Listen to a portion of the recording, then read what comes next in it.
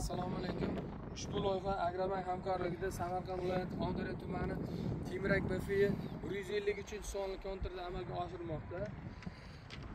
Bu yerda bo'g'ot kampiri ekilgan. Jami ekin maydoni 10 gektardan iborat. Bu yerda ekinlar zamonaviy usullar bilan parvarishlanmoqda. Hozirda ekinlar unib chiqib, rivojlanish davrida. Ekinlarni yetishtirish 90 kun davom etadi. Yetishtirish jarayonida sug'oriladi, tabiiy va mineral o'g'itlar bilan oziqlantiradi. Ushbu loyihaga 16 ta dehqon xo'jaliklari biriktirilgan.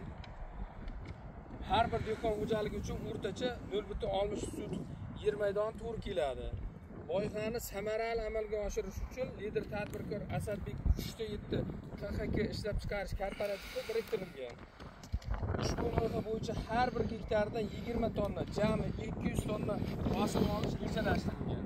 Mazkur olingandan so'ng ikkinchi ekinni ham yuqori daromadli ekin ekish orqali yer egalarining daromadlarini oshirish rejalashtirilgan.